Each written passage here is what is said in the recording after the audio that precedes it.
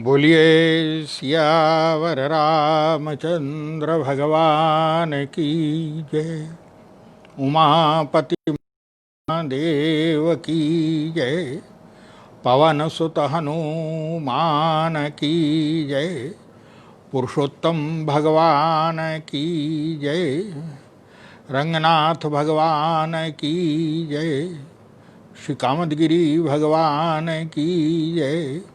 सद्गुरुदेव भगवान की जय।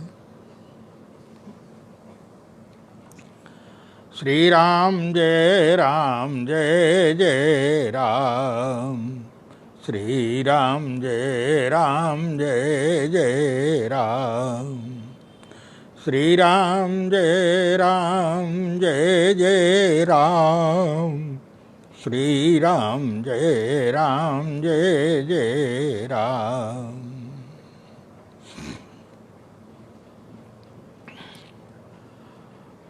शांतं शाश्वतमप्रमेयमनघं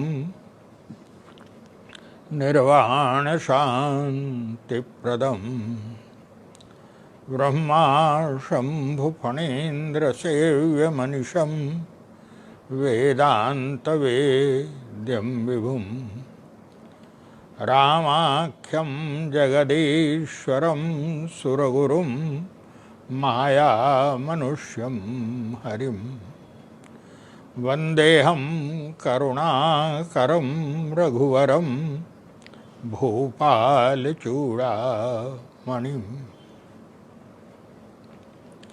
वन्दे विदेहतनया पदपुण्डरीकं कैशोरसौरभसमाहितयोगचित्तम् हन्तुं त्रितापमनिशं मुनिहंससेव्यं सन्मानशालि परिपीतपरागपुञ्जम् कुन्देन्दुदरगौरसुन्दरम् अम्बिकापतिमभीष्टसिद्धिदम् कारुणिककलकञ्जलोचनं नौमि शङ्करमनङ्गमोचनम्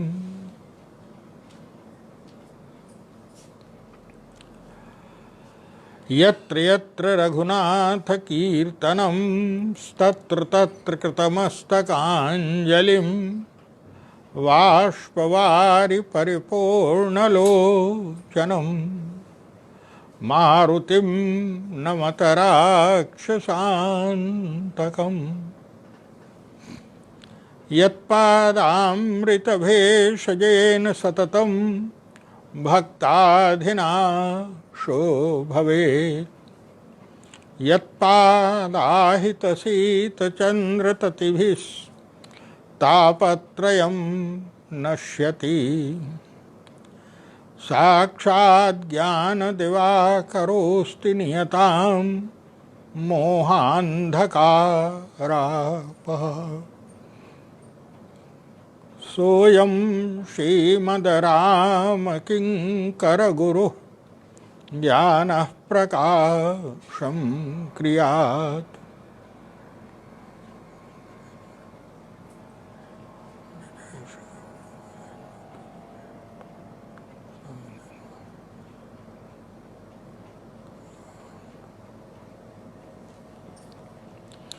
गुरुपदरज मृदुमञ्जुलयञ्जन नयनयमियदृगदोषविभञ्जन तेहि करि विमल विवेक विलोचन वरणो रामचरित भवमोचन। सद्गुरुदेव भगवान की जय। सर्वप्रथम अनंत करुणा में, अनंत वात्सल्य में गुरुदेव भगवान के चरण कमलों में मैं अपना प्रणाम निवेदन करता हूँ। आइए परम पावन पुरुषोत्तम मास में भगवान ने ये जो अवसर दिया है, पुरुषोत्तम मास में धार्मिक कार्यों की ही महत्ता रहती है और इस धार्मिक कार्य में कहा जाता है कि पुरुषोत्तम मास में आप जो भी कार्य करते हैं, धार्मिक कार्य करते हैं, वह करोड़ों गुना हो जाता है। भगवान ने ये जो अवसर दिया है, समय दिया है, और इस समय का सदुपयोग भगवान के दिव्य गुणों के माध्यम में से हम लोग करने की चेष्टा कर रहे हैं। ये भी भगवान पुरुषोत्तम की कृपा ही है कि उन्होंने ऐसा बालक बनाया। पुनः भगवान पुरुषोत्तम के चरणों में प्रणाम करते हुए आइए, जो प्रसंग चल रहा था, जनकपुर में नगर दर्शन के लिए राम और लक्ष्मण दोनों भाई गए हुए हैं। तुलसीदास जी ने कहा कि स्त्रियां जुवती भवन झरोखन लागी और निरखहि राम रूप अनुरागी। स्त्रियां झरोखों से देख रही हैं और झरोखों से स्त्रियां देख रही हैं, आनंद ले रही हैं, जो दिव्य आनंद, जो कहते हैं परमानंद की प्राप्ति हो रही है स्त्रियों को।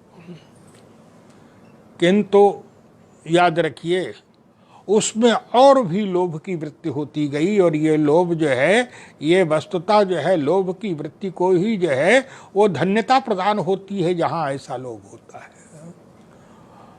उन स्त्रियों के मन में आया, हमने तो दर्शन कर लिया, हम तो दर्शन कर रहे हैं, लेकिन कितना अच्छा हो ये दोनों भाई हमारे घर में भी पधारें, हमारे निवास में भी पधारें।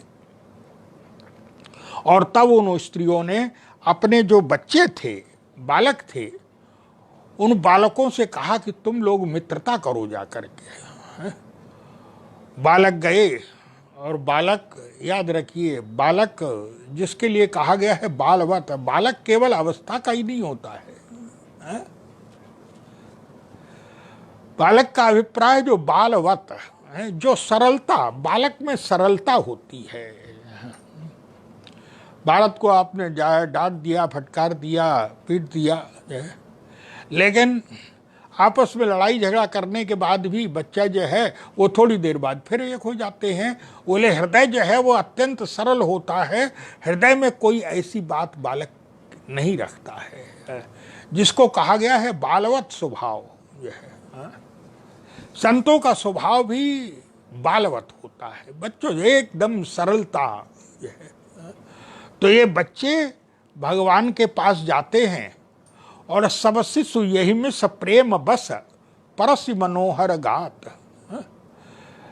श्री राघवेंद्र सरकार का भगवान श्री राम और लक्ष्मण दोनों का स्पर्श करके आनंद ग्रहण करते हैं, आनंद ले रहे हैं। और गोस्वामी जी ने कहा सब शिशु यही में से प्रेम बस परस मनोहर गात। तन पुलकहि है, शरीर में रोमांच हो रहा है, ही हर्ष है, हृदय में हर्ष हो रहा है, शरीर में रोमांच हो रहा है बच्चों के, और इस प्रकार से आनंद ले रहे हैं। तुलसीदास जी महाराज ने कहा भगवान श्री राम तो राम दिखावहि अनुजहि रचना और कहि मृदु मधुर मनोहर बचना। भगवान श्री राम अपने छोटे भाई लक्ष्मण को नगर दिखा रहे हैं, कितनी सुंदर रचना है, कितना सुंदर निर्माण किया है, लेकिन बच्चे भगवान राम को दिखा रहे हैं। बोले पुर बालक कही कही मृदु बचना और सादर प्रभु ही दिखावही रचना। और इसका सीधा सा अभिप्राय है क्या, भगवान श्री राम ने कहा था गुरु विश्वामित्र से, महाराज अगर आपकी आज्ञा हो तो मैं नगर को दिखा करके तुरंत ले आऊंगा। जो राउर आयसु मैं पावो तो नगर दिखाए तुरंत ले आवो, मैं तुरंत ले आऊंगा। क्यों? भगवान श्री राघवेंद्र का अभिप्राय था कि महाराज ये तो महामाया का नगर है, माया नगर है, और माया नगर में आकर के तो प्रत्येक व्यक्ति भूल जाता है। लक्ष्मण यदि मेरी दृष्टि से देखेगा, और इसका सीधा सा अभिप्राय है कि अगर आपको माया को देखना है, अगर आप माया को देखना चाहते हैं तो माया को देखने के लिए आपको ईश्वर की दृष्टि लेनी चाहिए। जब आप ईश्वर की दृष्टि ले लेंगे तब आप निश्चित रूप से उस माया से बचे रह सकते हैं। क्यों? बोले जहां पर ईश्वर की दृष्टि प्राप्त है, और ईश्वर की दृष्टि से बोले माया से बचता कौन है? माया से बचता कौन है? तो गोस्वामी जी महाराज यही कहते हैं क्या? बोले हरि से, भगवान की माया जो है से अगर कोई बच सकता है तो एकमात्र भगवान का भक्त ही बच सकता है। केवल भक्त से ही माया दूर भागती है। माया अगर किसी से दूर भागती है तो वो भक्त ही है। हाँ, गोस्वामी जी महाराज यही तो कहते हैं। एक जादूगर जादू दिखाने आता है। जादूगर जादू दिखा रहा है, बड़ा आनंद ले रहे हैं लोग, बहुत आनंद ले रहे हैं उसके जादू का। क्यों? और दोनों देखिए, जादूगर भी आनंद ले रहा है और दर्शक भी आनंद ले रहे हैं। क्यों? बोले जादूगर जो आनंद ले रहा है वो वस्तुतः दर्शक तो माया का असत्य का आनंद ले रहे हैं। क्यों? बोले दर्शक जो है वो जादूगर जो भी दिखा रहा है वो सब माया है, सब झूठ है, सत्य कुछ नहीं है, वो केवल हाथ की कला है बस उसकी जो है। बोले दिखाई कुछ दे रहा है लेकिन उसके पीछे कुछ होता है। जहां माया है, जहां वास्तविकता नहीं है, बस बोले जादूगर जो आनंद ले रहा है, प्रभावित कर रहा है, वो तो माया के द्वारा प्रभावित कर रहा है, असत्य के द्वारा प्रभावित कर रहा है। और दर्शक, बोले दर्शक उसको सत्य मान रहे हैं। दर्शक उसको माया को नहीं पहचानते हैं, दर्शक उसको सत्य मान रहे हैं। और इसका सीधा सा अभिप्राय है, लेकिन याद रखिए, आनंद दोनों ले रहे हैं। दर्शक भी आनंद ले रहे हैं और जादूगर भी आनंद ले रहा है। दर्शक बोले उसको सत्य मान करके, असत्य को ही सत्य मान करके आनंद ले रहे हैं। ये जादूगर, इसके लिए कहा गया है जासु सत्यता ते जड़ माया और भास सत्य एवं मोह सहाया। दर्शकों को बिल्कुल सत्य मालूम पड़ रहा है, और जादूगर, बोले जादूगर तो जानता है कि ये सब हाथ की कला है, इसमें वास्तविकता कुछ नहीं है। जादूगर जो है वो लोगों को, लेकिन कैसे है कि लोग इसको मेरी कला को, हाथ की कला को भी जो है वो लोग सत्य मान रहे हैं। आनंद दोनों ले रहे हैं लेकिन दोनों के आनंद में अंतर है। लेकिन सबसे ज्यादा आनंद कौन ले रहा है? बोले सबसे ज्यादा आनंद इन दोनों में पूछा जाए किसका है, जादूगर का है कि दर्शकों का है? तो गोस्वामी जी महाराज ने कहा कि सबसे ज्यादा आनंद लेने वाला तो एक तीसरा व्यक्ति है। और तीसरा व्यक्ति कौन है? बोले एक तो जादूगर होता है और दूसरे दर्शक होते हैं। जादूगर माया का आश्रय ले रहा है और दर्शक उस माया को ही सत्य मान रहे हैं। लेकिन एक तीसरा भी है, कौन? बोले वो जो जादूगर का चेला है। जो जादूगर का चेला, उसे जादूगर के साथ में जो एक व्यक्ति रहता है, एक बच्चा रहता है, जिसको आमतौर जनमानस की भाषा में कई स्थान पर, हमारे यहाँ तो उसको जमूरा बोलते हैं। जादूगर का चेला सबसे ज्यादा आनंद में वो रहता है। क्यों? बोले वो इसलिए आनंद में रहता है, बोले दर्शक तो माया को ही सत्य, दर्शक तो सत्य मान करके प्रभावित हो रहे हैं। और जादूगर जो है वो भीतर ही भीतर हंस रहा है कि मेरी माया को भी ये सत्य मान रहे हैं। और लेकिन जादूगर का जो चेला है बोले उसको पता है, वो वास्तविकता भी जानता है कि गुरुजी क्या दिखा रहे हैं, और उसकी कला, बोले कला भी जानता है वो, और कला जानते के साथ साथ जो है उसका आनंद, बोले उस माया का भी आनंद ले रहा है, और सामने जो दिखाई दे रहा है उसको देख करके दृश्य का भी आनंद ले रहा है, माया का भी आनंद ले रहा है और दृश्य का भी आनंद ले रहा है। याद रखिए, वो जो तीसरा जो व्यक्ति है, जादूगर का चेला जो है, इसी प्रकार से बोले जो भगवान के जादूगर का चेला कहाँ कौन है, बोले जो भगवान के भक्त हैं, भगवान के भक्त के ऊपर माया नहीं प्रभाव डाल सकती है। भगवान ने जो है वो, भगवान का भक्त माया से हमेशा बचा रहता है। इसलिए बोले यहाँ पर जो भी निर्माण हो रहा है, भगवान बोले राम दिखावहि अनुजहि रचना और कहि मृदु मधुर मनोहर बचना। भगवान श्री राम लक्ष्मण जी को नगर दिखा रहे हैं, और बालक बोले पुर बालक कही कही मृदु बचना और सादर प्रभु ही दिखावहि रचना। क्यों? बच्चों का अभिप्राय था महाराज आप दिखा तो रहे हैं, लेकिन पहले आप भी तो देखिए ठीक तरह से जो है। और यही बात है क्या, बोले अभिप्राय है बच्चों का कि महाराज आप छोटे भाई को दिखा रहे हैं, तो आप जो है वो आपकी दृष्टि से, बोले भक्त भगवान की दृष्टि से देखेगा, और भगवान बोले भगवान जो है वो भक्त की दृष्टि से देखेंगे। जब भगवान भक्त की दृष्टि से देखेंगे, याद रखिए बच्चे क्यों दिखा रहे हैं, पुर बालक कही कही मृदु बचना और सादर प्रभु ही दिखावहि रचना।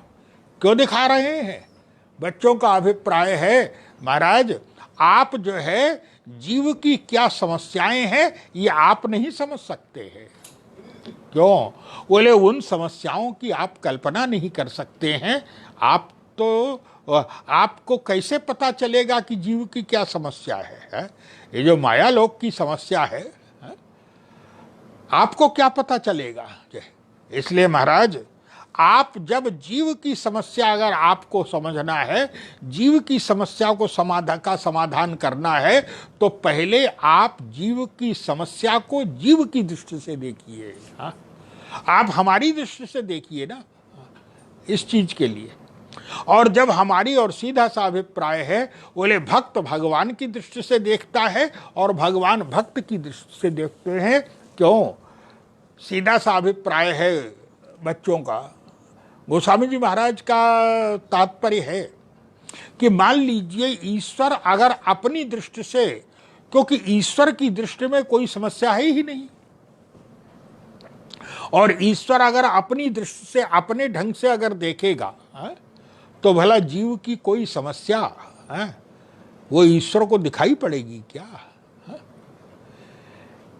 ईश्वर की जो, और ईश्वर का जो, भगवान का जो काल है, काल की जो गणना है, इतनी लंबी गणना है काल की जो है। ब्रह्मा की जो, ये जो चतुर्युगी जो है, जब 1000 चतुर्युगी बीत जाती हैं तो ब्रह्मा का एक दिन होता है। सोचिए इतना लंबा काल। और जब ब्रह्मा का एक दिन होता है, ऐसे ही ब्रह्मा की 100 एक दिन ब्रह्मा का इस प्रकार होता है, फिर इतनी ही लंबी रात होती है ब्रह्मा की एक, जिसको महाप्रलय बोलते हैं।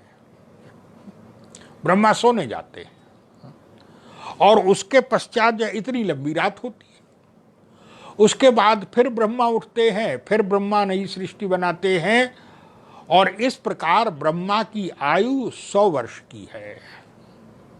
कितनी लंबी? लेकिन उसमें भी जब ब्रह्मा की 100 वर्ष की आयु है, तो अलग अलग पुराणों में अलग अलग ढंग से आया है जो, और बहुत सी बातें बोले कुछ पुराणों की भी हैं, कुछ जनश्रुति भी है इसी को कहा गया है कि जो श्रुति के द्वारा कहा गया है, जो सुन करके है, सुन करके कहा गया है। सुनो तात यह अकथ कहानी है, ये अकथ कहानी है, ये कहानी जो कही जाए। तो ब्रह्मा का इसी प्रकार से एक दिन होता है और ब्रह्मा की इस प्रकार से 100 वर्ष की आयु होती है। अलग अलग पुराणों में अलग अलग वर्णन है, आप कोई भी समझ लीजिए, आप कोई भी अर्थ ले लीजिए। फिर ये भी कहा जाता है कि जब ब्रह्मा की ऐसे 100 वर्ष की आयु होती है और 100 वर्ष की आयु में ब्रह्मा का जो है कार्यकाल समाप्त हो जाता है, जब ब्रह्मा की 100 वर्ष की आयु पूरी हो जाती है तब भगवान शंकर का एक दिन होता है। कुछ लोग ये भी कहते हैं अलग अलग काल, उसमें काल में कोई अंतर नहीं है, आप कैसा भी गणित कर लीजिए। और फिर भगवान शंकर के उस तरह जब ब्रह्मा के 100 वर्ष तो शंकर जी का एक दिन, इस तरह शंकर जी के भी 100 वर्ष। और कहा जाता है कि जब भगवान शंकर के 100 वर्ष पूरे होते हैं तब भगवान नारायण एक बार पलक गिराते हैं। कितना लंबा काल है, कितना लंबा काल वर्णन आता है हमारे पुराणों में कि एक राजा है रैवत, सतयुग में। इस रेवत नाम के राजा हैं, इनकी कन्या रेवती। तो रेवती जब विवाह के योग्य हुई तो उन्होंने सोचा कि मैं रेवती का विवाह करूं, किससे विवाह करूं? तो सोचा कि ब्रह्मा जी से, पितामह ब्रह्मा से पूछ लेना चाहिए कि मैं किसके साथ विवाह करूं। तो सतयुग की बात है और सतयुग में वो चले आए, ब्रह्मलोक पहुंच गए। उस समय तो जो हमारे यहाँ जो ऐसे मनस्वी होते थे, चाहे जहाँ किसी लोक में आना जाना सब निर्बाध रूप से ब्रह्मलोक में पहुंच गए और सोचने लगे कि मैं ब्रह्मा से पूछूंगा। जब ब्रह्मलोक में पहुंचे तो वहाँ पर 2 गंधर्व एक पद गायन कर रहे थे, हा हा हू नाम के गंधर्व पद गायन कर रहे थे। तो स्वाभाविक रूप से जब पद गायन हो रहा था तो उसमें बैठ गए ये कि भाई अब जब पद पूरा हो जाए तब हम प्रार्थना करें। जब पद पूरा हुआ तब पितामह ब्रह्मा से कहा कि मेरी इस कन्या के लिए आप वर बताइए कि मृत्युलोक में जो है वो कौन है इसके योग्य, किसके साथ विवाह किया जाए इसका। तब ब्रह्मा ने कहा कि आप जो वहाँ से आए हैं, याद रखिए आप अपने समय के जितने भी, ये जो एक पद का गायन हुआ यहाँ बैठे, आप जितने भी राजा महाराजाओं को जो है वो छोड़ करके वहाँ पर आए थे, उन सब की पूरी जो है वो अनंत पीढ़ियाँ समाप्त हो चुकी हैं, कोई नहीं बचा है उसमें से जो है, सब समाप्त हो चुके हैं। बोले सतयुग समाप्त हो गया, त्रेता समाप्त हो चुका है इसी बीच में, और द्वापर भी समाप्त होने वाला है, अंतिम चरण चल रहा है, अंतिम चरण का अंतिम अवसर चल रहा है अब जो है।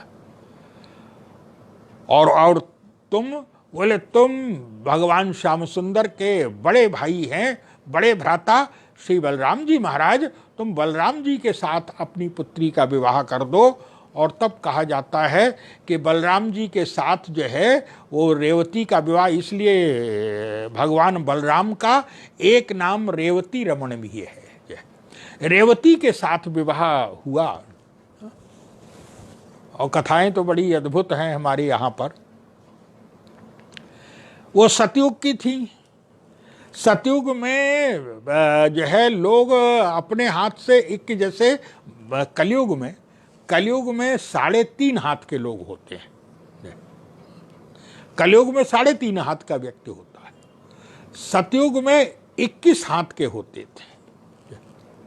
वो सतयुग की थी रेवती जी, है वो 21 हाथ की थी, और भगवान बलराम तो भगवान है, लेकिन जब लीला में प्रविष्ट होते हैं तो लीला में जब जो है वो लीला में शरीर को ग्रहण करेंगे तो समय के अनुसार ही जो है वो उसको स्वीकार करेंगे।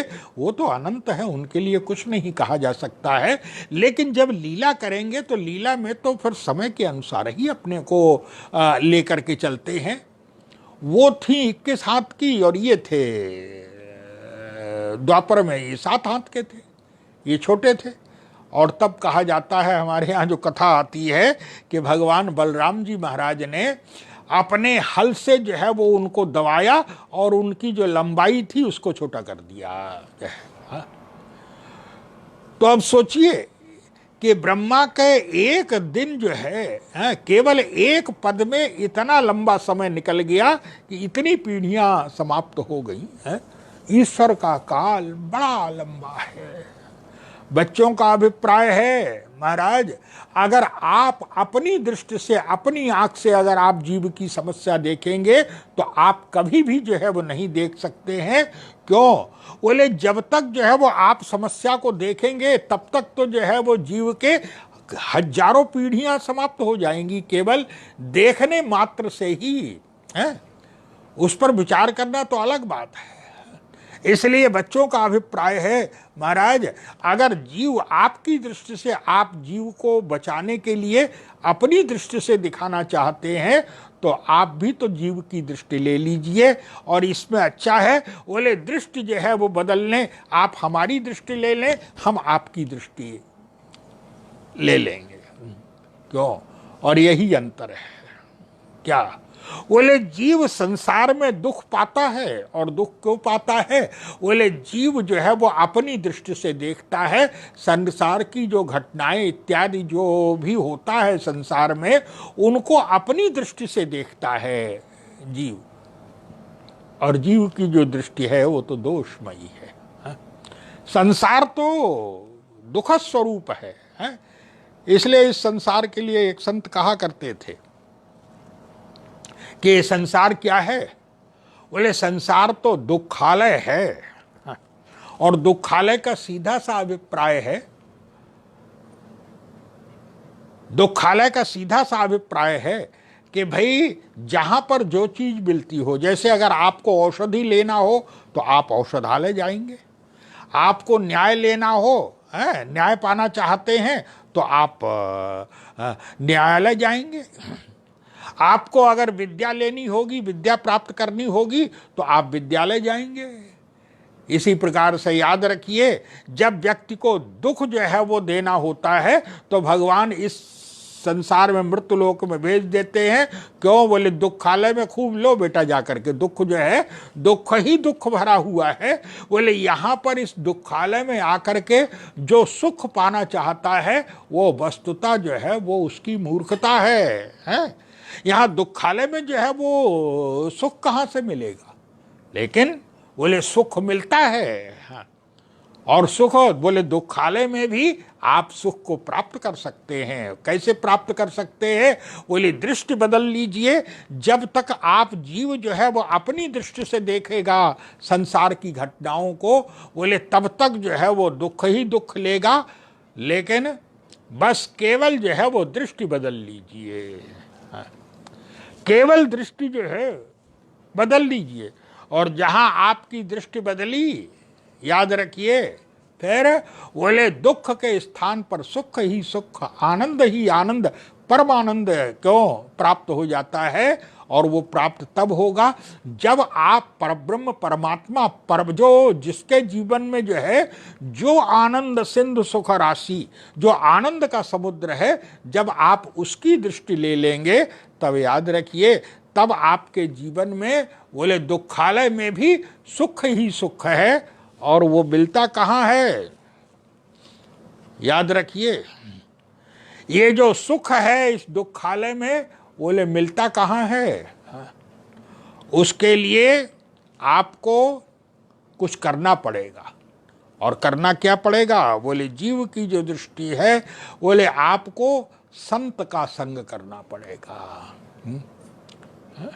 आप ये संत के संग, हाँ संत के संग से मिलता है।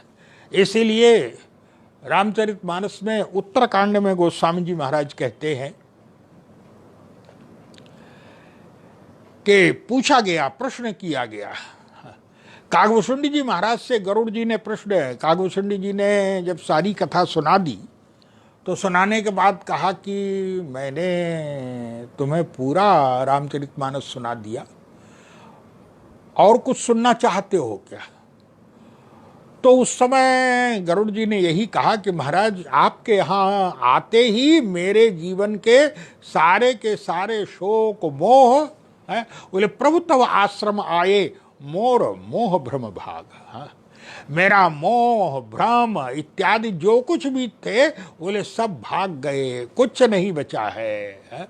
और आपने फिर जो है रामचरित के तो आपने बड़ी कृपा की है मेरे ऊपर। लेकिन महाराज जब आप कही रहे हैं आपकी इतनी बड़ी कृपा है मेरे ऊपर, तो महाराज मुझे अपने सेवक के नाते है आप कुछ सुनाइए, मैं सुनना चाहता हूँ। बोले नाथ मोहि निज सेवक मानी, अपना सेवक मान करके और सप्त प्रश्न मम कहो बखानी, आप मेरे 7 प्रश्नों का उत्तर दे दीजिए। और वो जो 7 प्रश्न हैं उन प्रश्नों में विचित्र बात है। उन प्रश्नों में एक प्रश्न है गरुड़ जी महाराज का, क्या? बोले बड़ दुख कवन, सबसे बड़ा दुख क्या है ये बताइए। और बोले बड़ दुख कवन, कौन सुख भारी, सबसे बड़ा दुख क्या है और सबसे बड़ा सुख क्या है, ये बड़े बड़े दुख कौन कौन सुख भारी, और सौ संक्षेप ही कहो विचारी। महाराज सबसे बड़ा दुख क्या है, सबसे बड़ा सुख क्या है?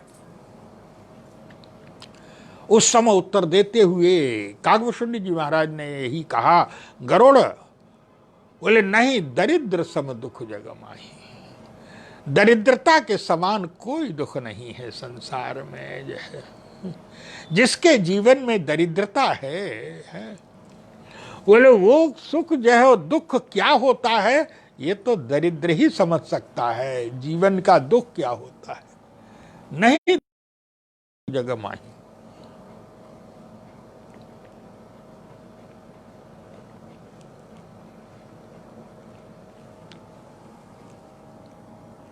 जब कहा कि दरिद्रता सबसे बड़ा दुख है तो भाई सीधा सा अर्थ लग जाता है, क्या? बोले दुख और सुख, इसकी मोटी मोटी परिभाषा हम और आप करें तो उसका सीधा सा अर्थ है, बोले दुख का अभाव ही सुख है। जहां दुख नहीं है लेश मात्र बस वही सुख है। और दुख, बोले दुख का अभाव ही सुख है और सुख का अभाव ही दुख है। जहां सुख बिल्कुल नहीं है तो दुख ही दुख है। तो यही लगा क्या? बोले जब ये कह रहे हैं कि नहीं दरिद्र सम दुख जग माही, दरिद्रता से बढ़कर के कोई दुख नहीं है, तो भाई सुख क्या है ये तो अपने आप से उत्तर मिल गया, अपने आप से हमें मालूम पड़ गया। क्या? बोले दरिद्रता सबसे बड़ा अगर दुख है तो धन की प्राप्ति, संपत्ति की प्राप्ति, ये सबसे बड़ा सुख होगा। लेकिन बड़ा अद्भुत उत्तर दिया कागभूषुंडी जी ने, क्या? बोले दुख तो बताया कि नहीं दरिद्रता, दरिद्रता सबसे बड़ा दुख है, लेकिन ये नहीं बताया कि धन की प्राप्ति सबसे बड़ा सुख है। सुख क्या है?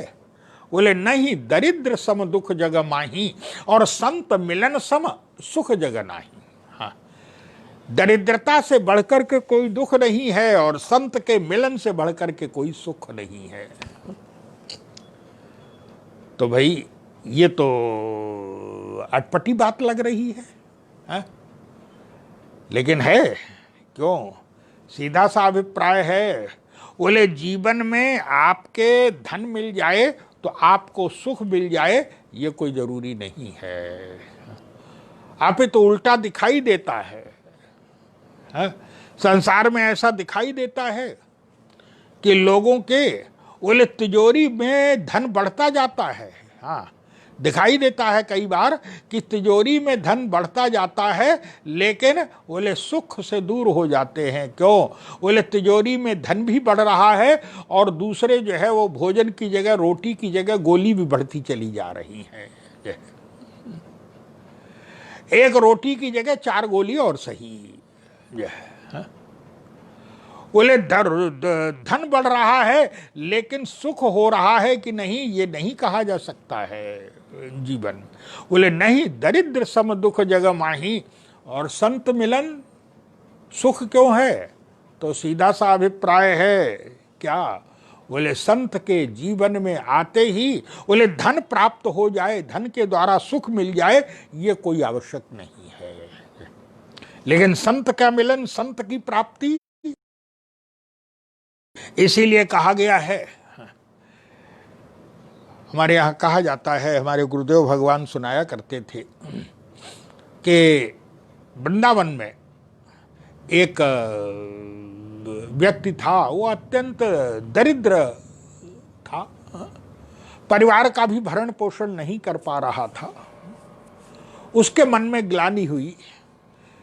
बोले जब मैं परिवार का भी भरण, जिसका उत्तरदायित्व मेरे ऊपर है, भी भरण पोषण नहीं कर पा रहा हूं, तो फिर इस जीवन को, इस शरीर को रखने से लाभ क्या? इस शरीर का, बोले जिसमें अपना कर्तव्य का निर्वाह नहीं हो रहा है, इस शरीर को मैं समाप्त कर दूंगा।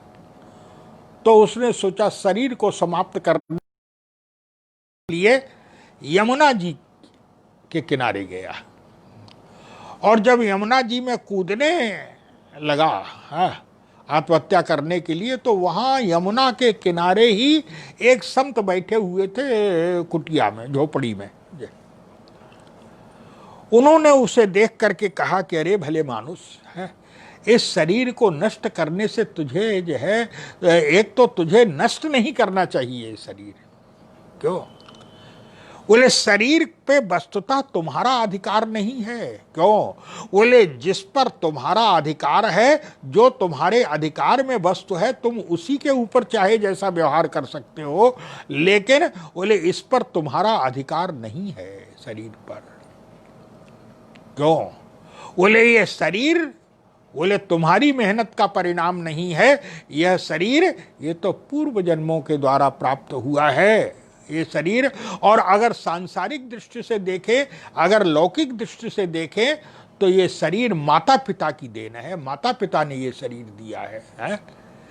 इसमें तुम्हारा तो, तुम्हारी कमाई का तो कुछ नहीं है इस शरीर में है? इसलिए तुम्हें, तो उसने कहा कि महाराज आप बात सही कह रहे हैं, लेकिन बोले जिस परिवार को स्वीकार किया, जब मैं उसका भरण पोषण, मैं कर्तव्य का भी निर्वाह नहीं कर पा रहा हूं अपने, तो ऐसे शरीर को रखने का मुझे अधिकार क्या है?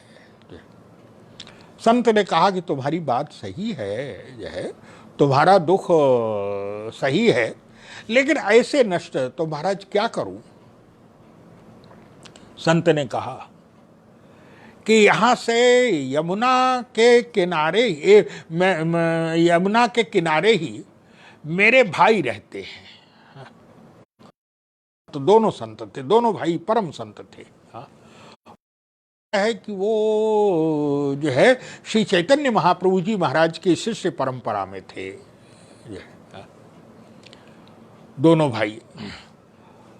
तो कहा कि मेरे भाई रहते हैं, उनके पास पारस पत्थर है, तुम जाकर के उनसे पारस पत्थर जो है वो ले लो और तुम्हारा जो है वो दरिद्रता दूर हो जाएगी। तो उसे लगा कि लगता है कि संत भी मेरी मजाक उड़ा रहे हैं, मेरे ऊपर मेरी हंसी उड़ा रहे हैं संत भी। अरे पारस पत्थर जिसके पास, तो कहा कि महाराज मैं समझूंगा कैसे कि किसके पास है पारस पत्थर? मैं जो, और महाराज मैं जो है भला वहाँ पर उनकी हवेली में मैं, मेरा प्रवेश कैसे? मुझ दरिद्र को प्रवेश कौन देगा? क्यों? अब भाई जिसके पास पारस पत्थर है वो तो जो है कितने ढंग से रखेगा, कितनी सुरक्षा में रखेगा है? तो उसकी हवेली में मेरा तो प्रवेश नहीं। तो कहा कि हवेली में नहीं रहते हैं वो। तब बोले मेरी ही तरह लंगोटी लगा करके रहते हैं, जैसे मैं झोपड़ी में बैठा हुआ हूं ऐसे ही वे भी यमुना किनारे झोपड़ी में बैठे हुए हैं। तो उसे विश्वास तो नहीं हुआ, उसे लगा तो कि ऐसा लगता है कि ये मेरे विनोद कर रहे हैं, हंसी उड़ा रहे हैं मेरी। किंतु उसने सोचा कि भाई इनकी बात पे भी जो है वो देख लिया जाए, और नहीं तो मरना तो है ही है, तो आधा घंटे बाद मर लेंगे। खैर वो गया, और जैसा जैसा संत ने कहा था ठीक वैसा ही दिखाई पड़ा। उसी तरह कुटिया में बैठे हुए हैं, लंगोटी लगाए हुए, नाम बताया था कि ये नाम है। पूछा कि यहाँ पर कोई अमुक नाम वाले, तो उन संत ने कहा कि हाँ सेवक का ही नाम है, ये आदेश दीजिए। तो कहा कि मुझे आपके भ्राता ने भेजा, भाई ने भेजा है आपको, क्या आज्ञा है? बोले सुनते हैं कि आपके पास जो है वो पारस पत्थर है। संत ने कहा कि हाँ है पारस पत्थर। तो उसे लगा कि भाई जिसके पास पारस पत्थर होगा वो पारस पत्थर को तो फिर कितनी तिजोरियों के बीच में रख रहा होगा जिसके पास पारस पत्थर होगा। तो उसने कहा कि पारस पत्थर जहां जिस तिजोरी में रखा है उस तिजोरी की चाबी मुझे दे दीजिए पारस पत्थर। लेकिन संत ने कहा तिजोरी में नहीं है। तब बोले वो जो सामने कूड़े का ढेर पड़ा हुआ है, कूड़े का ढेर उसी में पड़ा हुआ है। तो अब उसे भी ये भी विश्वास नहीं हुआ कि पारस पत्थर को कूड़े में डाल रखा है। खैर गया, और वहाँ जो है वो एक पत्थर जो है वो सब उसने देखा दाखा, और उसके बाद एक पत्थर जो है तो संत से कहा कि महाराज जो है कहाँ? तो संत ने कहा कि यही है जो तेरे हाथ में है, यही है पारस पत्थर। तो विश्वास तो नहीं हुआ उसको, लेकिन परीक्षा लेने के लिए लोहा साथ में लेकर के गया था कि अगर मिलेगा तो देख लेंगे, संत भी कितनी हंसी उड़ा रहे हैं मेरी।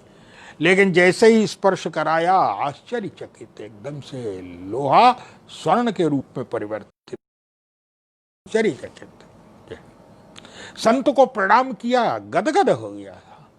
संत से कहा कि महाराज इसका जो है अगर आपकी आज्ञा हो तो। संत कहा कि आज्ञा नहीं, सीधे ले जा तू, है यहाँ सोना बनाने की जरूरत नहीं है। ताप बोले ले जा, जितना चाहे उतना सोना बना लेना तुझे है। संत ने वो पारस पत्थर दे दिया। वो पारस पत्थर को लेकर के एकदम उन्मत्त होकर के, उसके आनंद और उसके सुख की कोई सीमा नहीं थी, गदगद था जो है वो सुख उसका जो है वो रुक नहीं पा रहा था, उसको रोक नहीं पा रहा था वो उस सुख को जो है। लेकिन याद रखिए चलते चलते अचानक संत का दर्शन किया था, दो संतों का दर्शन किया था। संत की दृष्टि, संत के दर्शन से, गोस्वामी जी महाराज कहते हैं कि संत के दर्शन से आपको क्या मिलेगा? संत का दर्शन होने पे जो है वो जीवन में सबसे बड़ी वस्तु मिलती है। क्या? बोले सरदाद। भगवान श्री राम स्वयं कहते हैं लक्ष्मण जी महाराज से किष्किंधा कांड में, बोले सरदा तप निशि सस्य अपहरई और संत दरस जिमि पातक टरई। संत के दर्शन से जीव के जो है वो अनंत पाप नष्ट हो जाते हैं। तो जो दरिद्रता भोग रहा था, आज बोले दो संतों का दर्शन किया था। संत के दर्शन से पाप नष्ट हो गए, और पाप समाप्त होते ही उसकी दृष्टि इतनी शुभ्र हो गई, इतनी निर्मल हो गई है, हृदय पवित्र हो गया, हृदय बदल गया है। याद रखिए ये संत ही बदलता है, संत ही हमारी दृष्टि बदल देता है। तो अभी जो आ रहा था, सोच रहा था, है संत का गुणगान कर रहा था, कितने महान हैं उस, लेकिन अब अचानक उसकी दृष्टि संत के दर्शन से जो है बोले बुद्धि पलट गई। सोचने लगा, अरे जिस पारस पाकर के मैं अपने आनंद और सुख को रोक नहीं पा रहा हूं, इतना सुख मुझे, लेकिन वो उसने जो है उस पारस पत्थर को भी कूड़े में डाल दिया है, कूड़े के ढेर में, क्योंकि संत ने तो कूड़े में ही डाल रखा था ना। उसको लगा इसका अभिप्राय है, बोले इन संत के पास ऐसी कोई वस्तु है, ऐसी वस्तु है जिस वस्तु को पाने के बाद पारस भी कूड़ा मालूम पड़ता है, पारस से बढ़कर के अतिरिक्त कुछ नहीं। बोले जिसको पाने के बाद कूड़ा भी जो है वो पारस भी कूड़ा हो जाया करता है। बोले लगता है कि ऐसी कोई तो इन संत ने प्राप्त की है। याद रखिए, संत के दर्शन से संत दर्श जिमि पातक टरई, लौट आया और लौट करके संत से कहा प्रणाम। अरे तुम बड़ी जल्दी लौट आए, सोना वोना नहीं बनाया तुमने? संत ने कहा कि महाराज मुझे दीजिए जिसको पाने के बाद जो है ये कूड़ा हो जाया करता है, जिसको पाने के बाद पारस भी कूड़े से आगे कुछ नहीं दिखाई पड़ता है। भगवान ने उन संत ने कहा अगर वो पाना चाहते हो तो इस पारस को यमुना जी में फेंक करके आओ। फेंक दिया। और याद रखिए संत की कृपा से, और वो पारस वो क्या है जिसको पाने के बाद पारस भी कूड़ा हो जाता है? बोले वस्तुतः वो तो एक ही वस्तु है। गोस्वामी जी महाराज कहते हैं, बोले राम भगति मणि उर्वश जाके है। ये जो भगवान की जो है वो भक्ति है, भगवान की भक्ति मानो पारस है। जिसने भगवान की भक्ति को प्राप्त कर लिया है, याद रखिए बोले पारस भी कूड़ा है, उसके लिए जो है सर्वस्व प्राप्त कर लिया है उसने। और ये पारस मिलेगा कहाँ? ये भगवान की भक्ति मिलती कहाँ पर है? पूछ दिया गया। लक्ष्मण जी महाराज को भगवान श्री राम ने बड़ा दिव्य उपदेश दिया अरण्य कांड में, भक्ति का। त्याग भक्ति व लक्ष्मण जी ने यही कहा था, कहो ज्ञान विराग और माया, कहो सुभगति करो जे दाया, ईश्वर जी वही भेद प्रभु सकल कहो समझाए। महाराज जीव क्या है, ईश्वर क्या है, माया क्या है, ज्ञान क्या है, वैराग्य क्या है, भक्ति क्या है, सब मुझे सुना दीजिए। लक्ष्मण जी महाराज को भगवान श्री राम दिव्य उपदेश दिया और सारे के सारे भक्ति का ऐसा उपदेश, सुंदर उपदेश दिया लक्ष्मण जी महाराज को अपनी भक्ति का। लक्ष्मण जी ने कहा कि महाराज आपने उपदेश अत्यंत सुंदर दिया, क्या बात है, मेरे मन में भी लोभ बढ़ रहा है। आपकी जो दिव्य भक्ति है महाराज मैं भी पाना चाहता हूं। तो महाराज ये बताइए कि आपकी ये दिव्य भक्ति मिलती कैसे है? उपदेश तो आपने बहुत सुंदर दिया, लेकिन उसकी प्राप्ति का भी उपाय बता दीजिए कि आपकी भक्ति मिलती कहाँ है? भगवान राम ने कहा, लक्ष्मण मेरी भक्ति एक स्थान पर मिलती है। और कौन सा स्थान है वो? तो भगवान यही कहते हैं, लक्ष्मण बोले मेरी भक्ति जो है, बोले भगति तात अनुपम सुख मूला, मेरी भक्ति सुख का मूल है, सुख की जड़ है, सुख की आधार है, अनुपम है मेरी। बोले अनुपम सुख है, बोले सुख भी ऐसा है कि जो अनुपम सुख है, जिसकी उपमा जो है वो कही नहीं जा सकती है, ऐसा अनुपम। बोले भगति तात अनुपम सुख मूला, मिलती कैसे है? बोले मिलई जो ता संत होय अनुकूला, जब जीवन में संत अनुकूल होता है तभी मेरी भक्ति प्राप्त होती है। याद रखिए क्या बोले, जब कागभूषुंड जी महाराज गरुड़ जी से ये कहते हैं कि नहीं दरिद्र सम दुख जग माही और संत मिलन सम सुख जग नाही, संतों का मिलन जो है उससे बढ़कर के सुख नहीं है कोई। क्यों बोले, इसलिए नहीं है धन की प्राप्ति सुख नहीं है। क्यों बोले, धन की प्राप्ति अगर सुख हो तो धन के द्वारा व्यक्ति जो है ऐसे धन जो है वो धनी लोग होते हैं कि संभव नहीं है। लेकिन अगर संभव हो जाए तो इतना धन उनके पास है कि अन्न की जगह गेहूं इत्यादि के साथ जो है गेहूं जौ के है अन्न के स्थान पर हीरे मोती की ही रोटी बना के खाया करें, अगर संभव हो तो।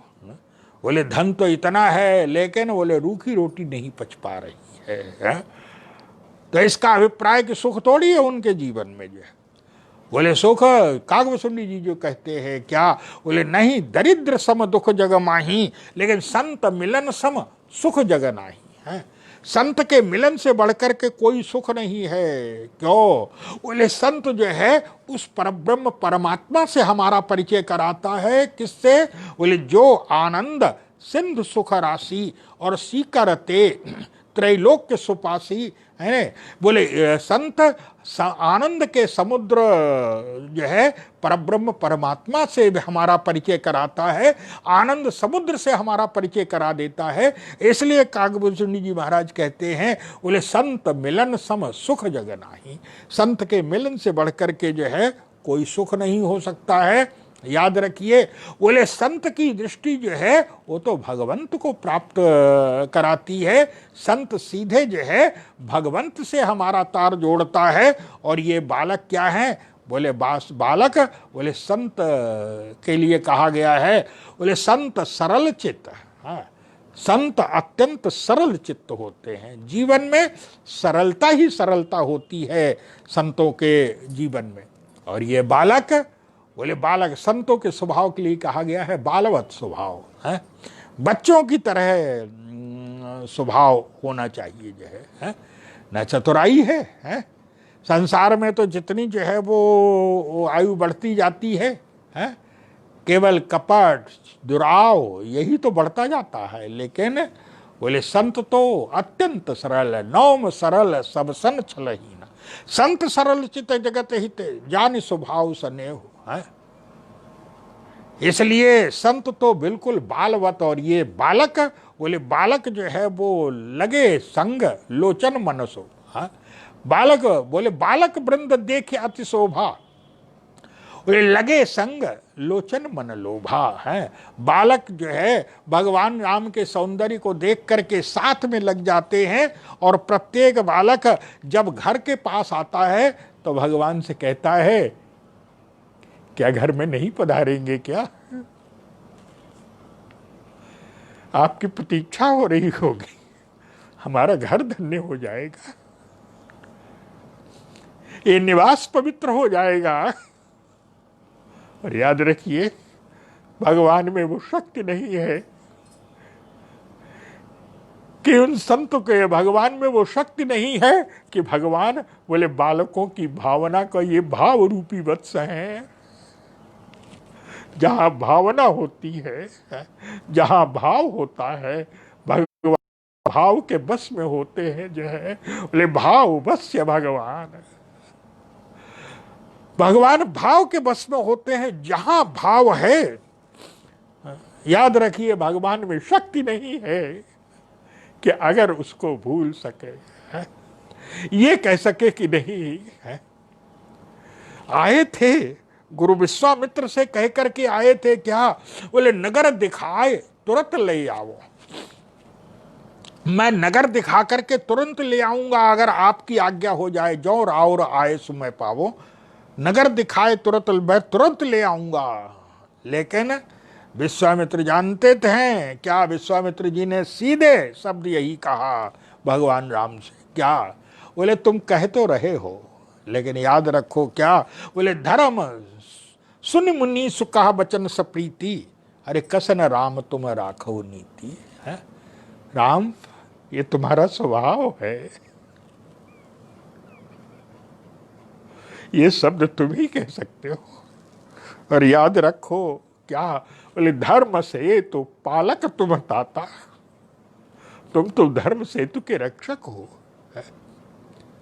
और प्रेम विवश, याद रखो क्या, बोले तुम के प्रेम के बस में हो, प्रेम से विवश हो, तुम स्वतंत्र नहीं हो। लोग भले ही कहते हो परम स्वतंत्र है, ईश्वर स्वतंत्र है, लेकिन बोले ईश्वर से बढ़कर के, विश्वामित्र जी ने कहा बोले प्रेम विवश है, बोले तुमसे बढ़कर के कोई परतंत्र भी नहीं हो सकता है। बोले तुम प्रेमी के बस में हो, है? प्रेमी की बात प्रेमी को कहना नहीं पड़ता है, बोले प्रेमी के हृदय की भावना को बोले उसे कहना नहीं पड़ता है, तुम तो जानते ही हो। इसलिए बोले प्रेम विवश सेवक सुखदाता, तुम प्रेम विवश हो, जा तो रहे हो, है?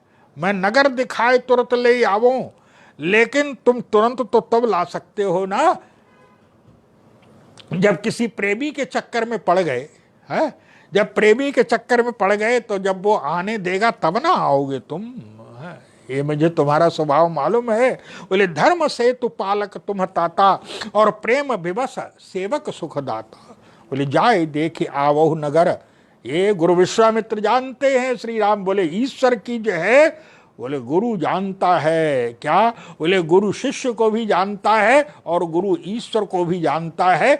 इसीलिए बोले ईश्वर और गुरु है, शिष्य के हृदय को भी जानता है और ईश्वर की करुणा को भी जानता है, ईश्वर के स्वभाव को भी जानता है। इसीलिए बोले जहां दोनों पक्षों को जो व्यक्ति जानता हो, याद रखिए मध्य में वही होता है। शिष्य और गुरु के बीच में जो है, शिष्य और ईश्वर के बीच में हमारे यहाँ जो गुरु को रखा गया है, गुरु के बिना जो है वो प्राप्ति नहीं है। क्यों? बोले गुरु ईश्वर और शिष्य के बीच में बोले मध्यस्थ होता है गुरु, है? इसीलिए गुरु विश्वामित्र ने कहा जाए देखे आवहु नगर सुख निधान। बोले धर्म सेतु पालक तुम ताता, और प्रेम विवश सेवक सुखदाता, है? तुम तो प्रेम विवश हो, अरे आओगे तो तुम जो है वो नगर दिखाए तुरंत ले आवो, तब न लाओगे जबकि जो है कोई प्रेमी नहीं मिलेगा तुम्हें। और जब प्रेमी मिल जाएगा तब बोले सब मैं जानता हूं अच्छी तरह से जो है, लेकिन तुम दोनों भाई, और यहां पर वही हुआ क्या, बच्चे कह रहे हैं भगवान से कि महाराज क्या घर में नहीं पधारे, और जब कहा, याद रखिए भगवान तो भाव के बस में है।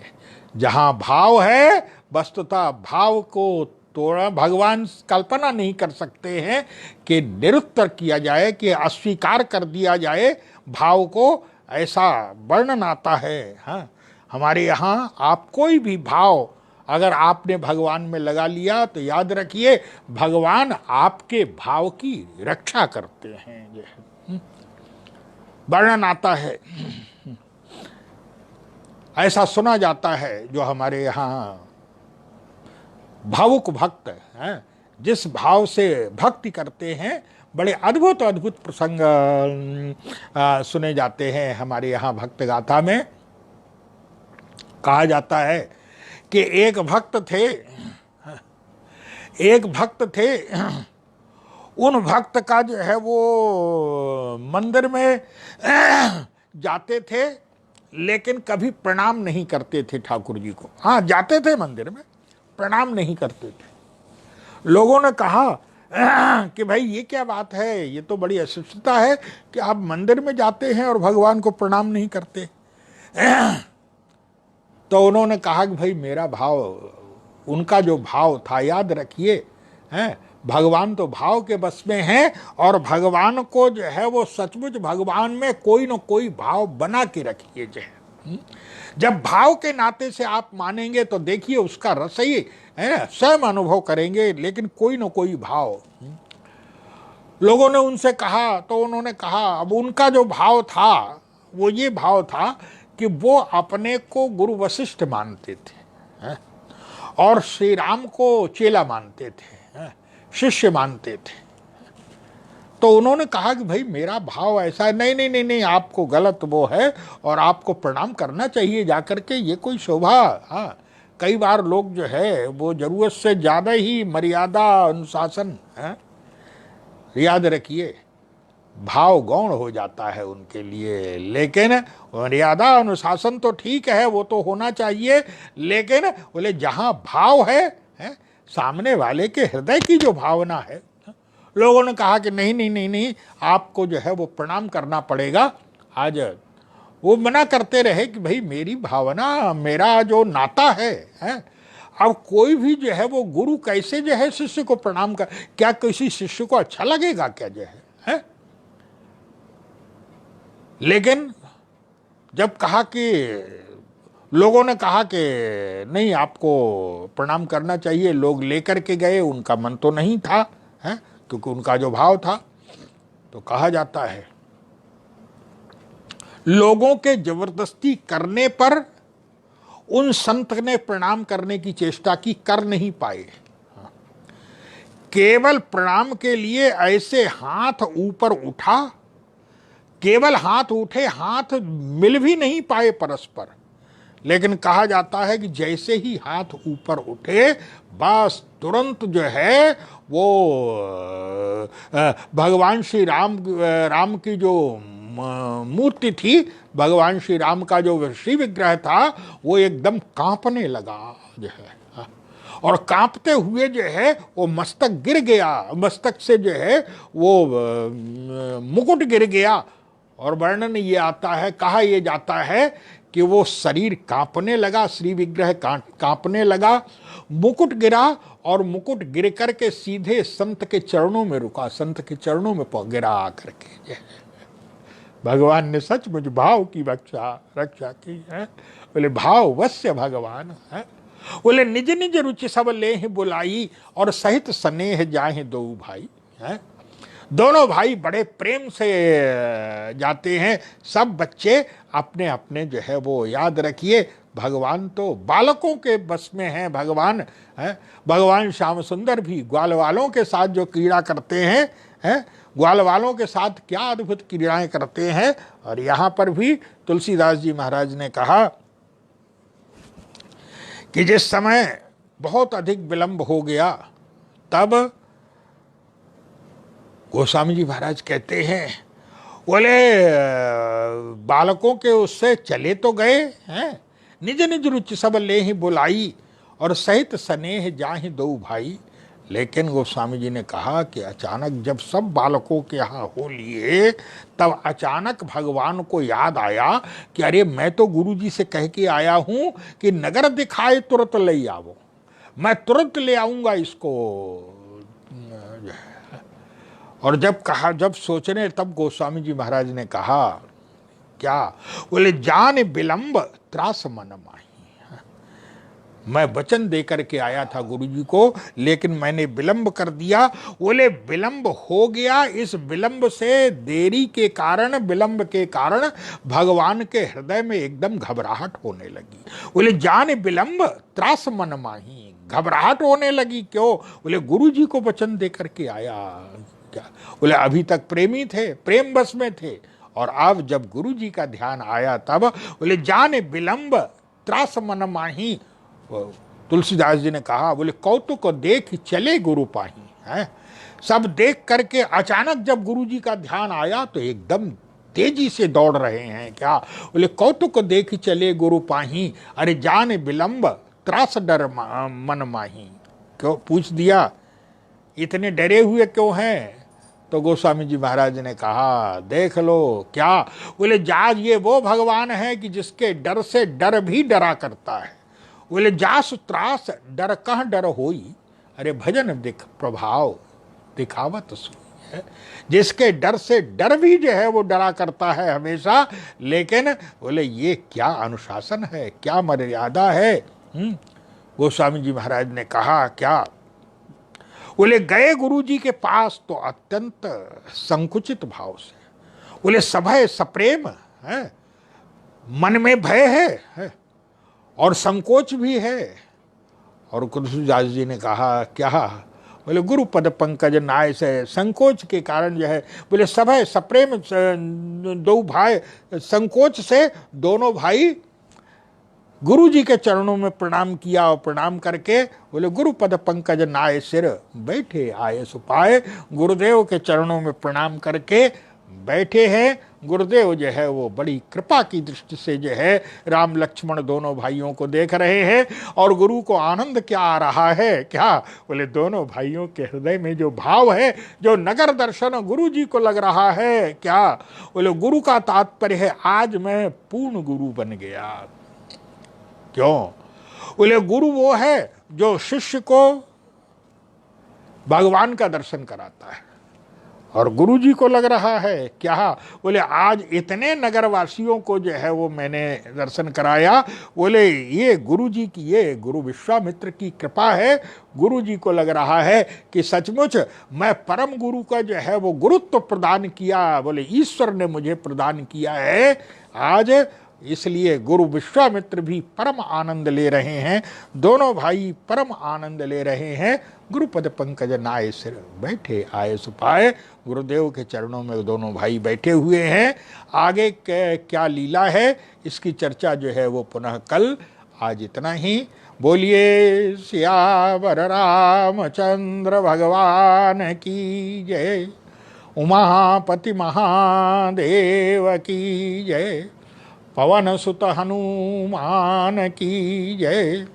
पुरुषोत्तम भगवान की जय। रंगनाथ भगवान की जय। श्री कामदगिरी भगवान की जय। गुरुदेव सदगुरुदेव भगवान की जय।